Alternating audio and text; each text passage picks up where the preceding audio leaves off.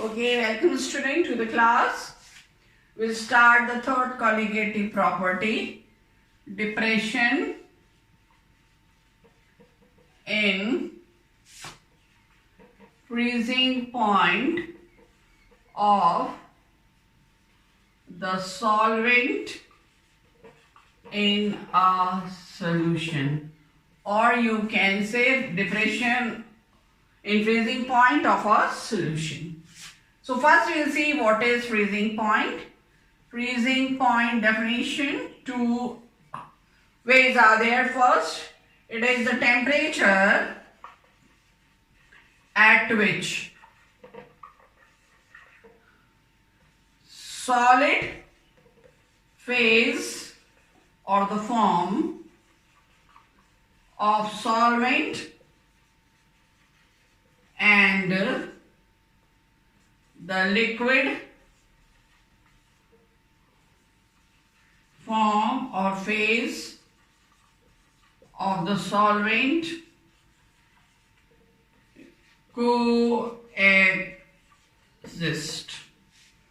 staying together. Second definition,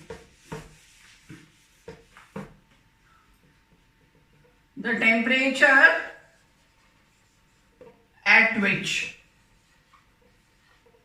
vapor pressure of solid solvent is equal to vapor pressure of liquid solvent.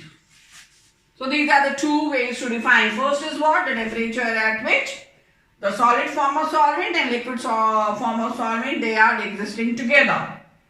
And how they can be existing together, on that basis the second definition. This is possible when vapor pressure of solid solvent and vapor pressure of liquid solvent is exactly the same. So when it is the same at some temperature, so that temperature will be called freezing point of that liquid or of that solvent.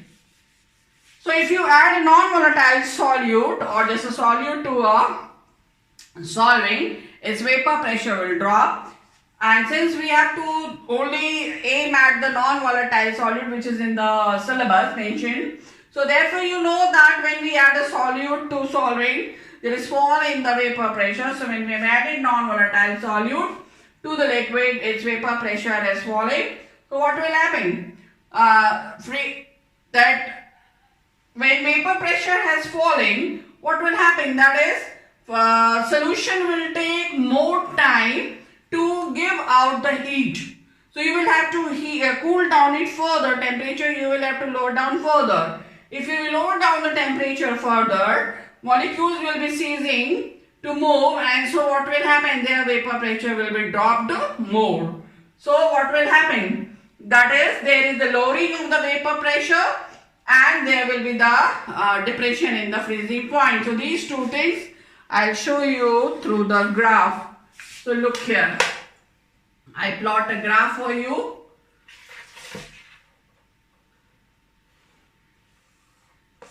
Now here I have taken a curve to show this is temperature versus pressure, no doubt.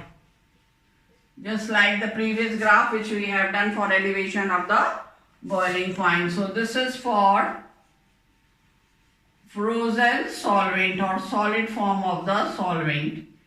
Now when we are decreasing the temperature of the solvent, its vapor pressure is decreasing, and we know that molecules will come stay close to, and so what will happen? They will be not turning into vapor so much, and so lesser the vapors form, then the vapor pressure vapor pressure exerted will also be less. Now if you take the pure solvent, say here pure solvent, and then you are cooling it, this is at this temperature, and when you are cooling it, its vapor pressure will fall.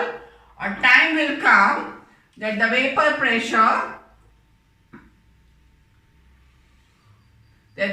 pressure of this solvent will become equal to the vapor pressure of the frozen solvent, and so here this will be the vapor pressure of the pure solvent, and since both phases are coexisting and their vapor pressure are same, so here this point will be indicating T0F.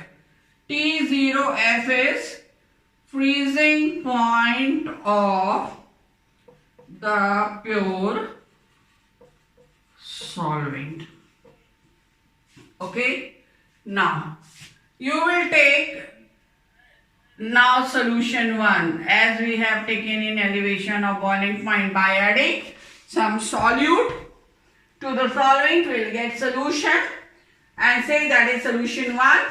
And since we have added solute, so vapor pressure of solvent will be dropped, and so I have taken this point below this, and when you start cooling it, it will go across this point, and when it touches this at this point, I draw it nicely. At this point, this will be turned into solid. So when we say solution is frozen, it is solvent in the solution that is freezing. So at this point, the solution is freezing, the solvent, the solution is freezing. So this point is TF for first solution. So what is TF1? TF1 is freezing point of the solution 1. And here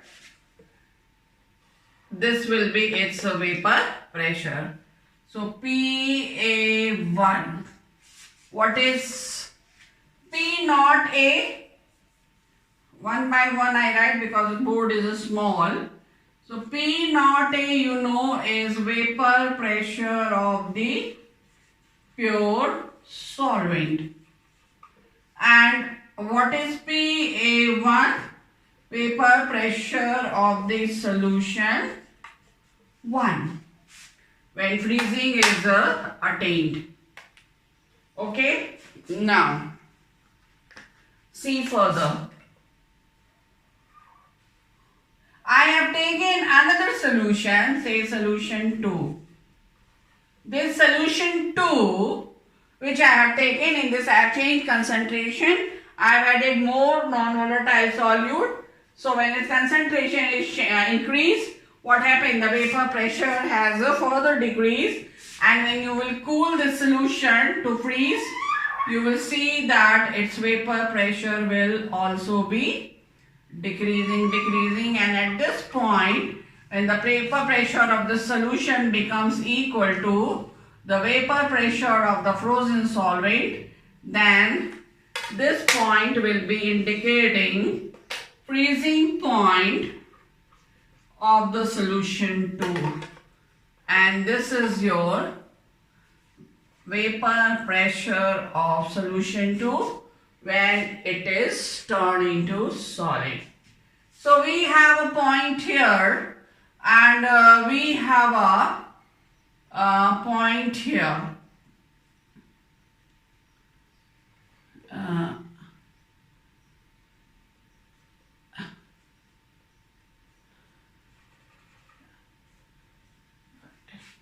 Okay, now let me mark it.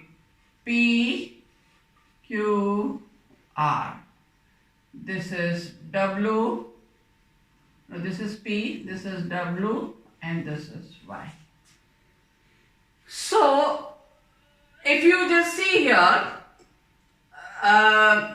PA1 and P naught A. What is PA naught? This is pure vapor pressure, vapor pressure pure solvent, and this is of solution. So this much there is fall.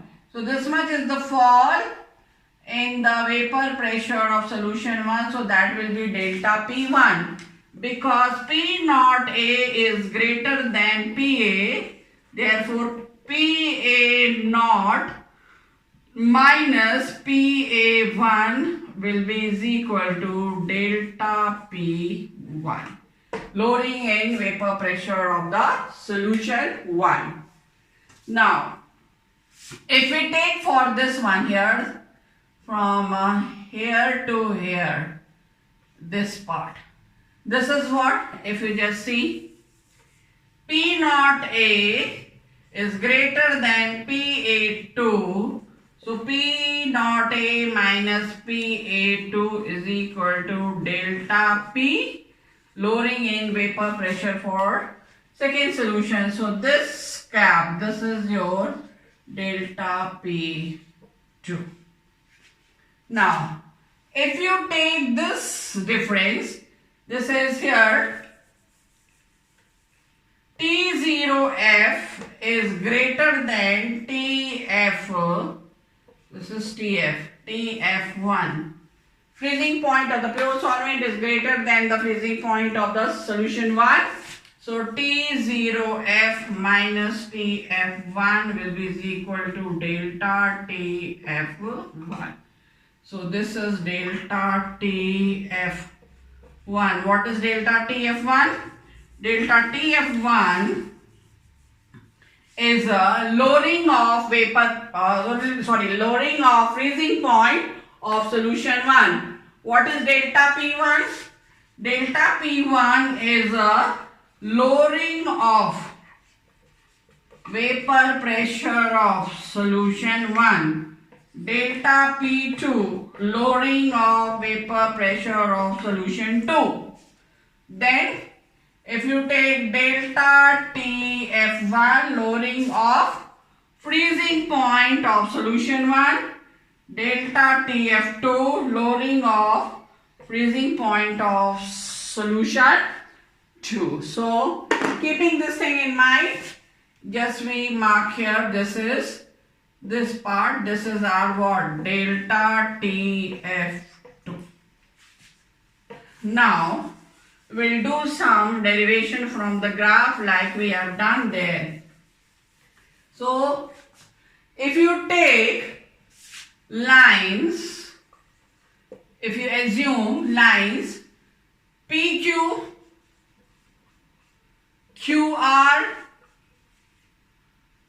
and PW and not PW, QW, this line, QW and RY, this line, this line, this line and this line. They are a straight line, are straight lines. Then if these are straight line, then what is there? Triangles. Which triangle? This triangle. WQP, or rather we take QPW. QPW and this triangle RPY are regarded as similar triangles. Okay, so we have two triangles. What are that? I draw for you one triangle. I have this, which is PQW, this. Another triangle, I have this, sorry, what is this? RPY. Now since these triangles are regarded as similar, so for similar triangle what we have? QW, this QW upon RY, this is equal to PW upon PY. This upon this is equal to this, this upon this. So QW, this QW is what? delta TF1. What is PW? Delta P1. What is RY? Delta TF2. What is PY? Delta P2. Now substitute the values. We'll have delta TF1 upon delta TF2 is equal to delta P1 upon delta P2.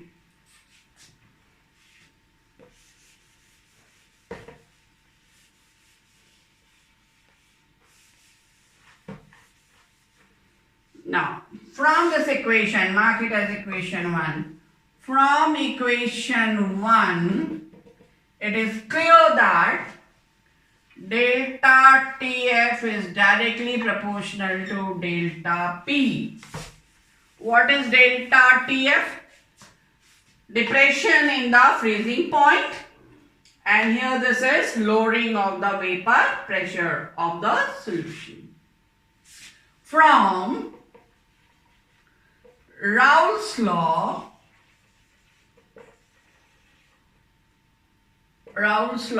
2, you know P naught A minus PA upon B naught A is equal to XB.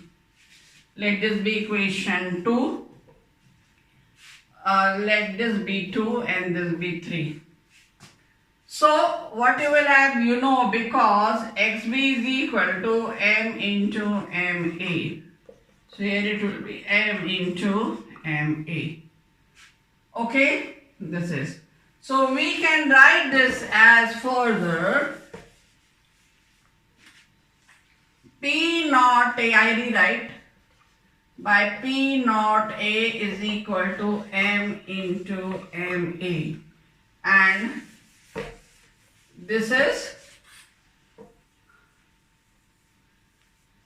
how we have obtained, because XB is equal to M into MA. Let this be equation 4. Then this is constant because molecular weight of the solvent, and this is also constant because this is vapor pressure of the pure solvent. So this is constant and this is constant. Both constant on the same side. We bring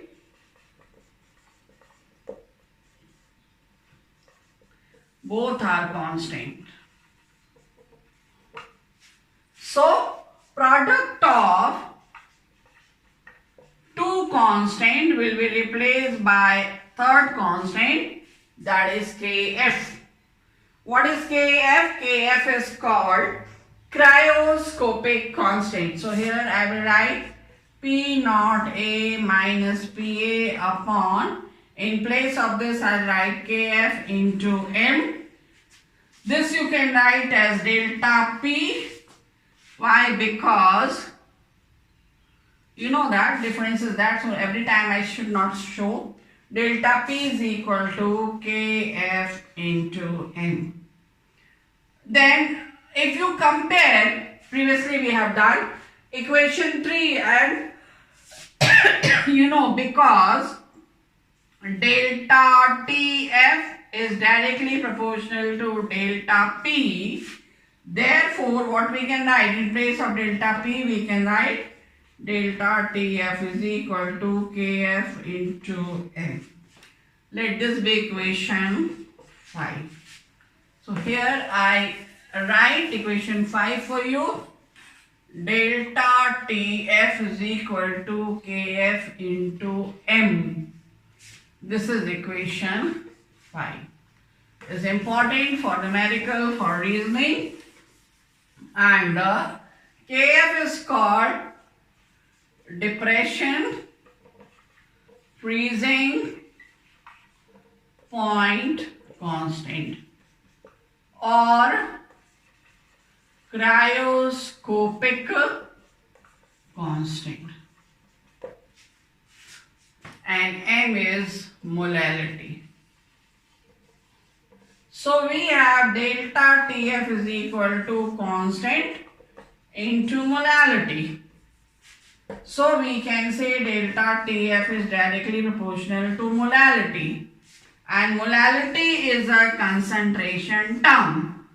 So we know that since colligative property is directly proportional to concentration, therefore delta TF is a colligative property. So we have proved that this is a colligative property. Now definition of Kf, just like Kb we have done. So you will make Kf as a subject, delta Tf upon M, and then define it. Cryoscopic constant or depression in freezing point constant is the depression in freezing point of the solution when the concentration of solution is 1 molar. So depression in the freezing point of 1 molar solution. So if M is 1 molar per molar, 1 molar, so what does it mean? 1 mole per kg or 1 mole per 1000 gram. Now we'll define in terms of this. Kf, cryoscopic constant, is the depression in freezing point of the solution when 1 kg of the solvent contains 1 mole of the non-volatile solute. Okay, another definition. Cryoscopic constant is a depression in the freezing point of a solution when it contains 1000 grams of solvent containing 1 mole of non-volatile solute. So this is the definition, and if you write the unit of Kf, what it is? Kelvin, and if you write in terms of this, per molal or Kelvin per molal, or what you can write if you divide M is equal to, you write moles upon weight. Weight has to be in kg or in 1000 gram. So what it will be? Kelvin, down we will come, this is kg, will go up if you place in here, N upon W, W will go up, this is in kg. So Kelvin, kg and per mole, or Kelvin 1000 gram per mole. In place of Kelvin you can use degree Celsius also. So this is definition of Kf. Now use of this formula to do the aim of the chapter. What is the aim of the chapter? To find out molecular weight of non-volatile solute. To find out RMM, relative molecular mass of non-volatile solute. We'll do it quickly. What expression we have? Delta Tf is equal to Kf into M. And M is equal to NB upon WA. If this is in grams, we will multiply here with 1000. So we will have Kf into NB multiplied with 1000 upon WA if this is in grams. Still we have not got the stuff, so we further derive it, because NB is equal to WB upon MB. So we write Kf into WB into 1000 upon WA, of course, and into here MB. This has to be in grams. So we have reached to the aim, that is MB. you can, so this is a colligative property we have already proved because it is depending upon the concentration, and so we can find out molecular weight of non-volatile solute dissolved in a solvent whose concentration is known by cryoscopic method by depression in freezing point colligative property. That's all, student. For that numerical which I gave you for to solve 2000 and I think 4 or 6, what I wrote down that day, and so those I have solved. And in the previous video, that is your solution part 6, the PDF which is uploaded with that, in that you will find solution of it. You can check over there for your method of calculation and for the answer. So for the next video, we'll wait for the 4th colligative property we'll be doing. So till then, bye, stay safe.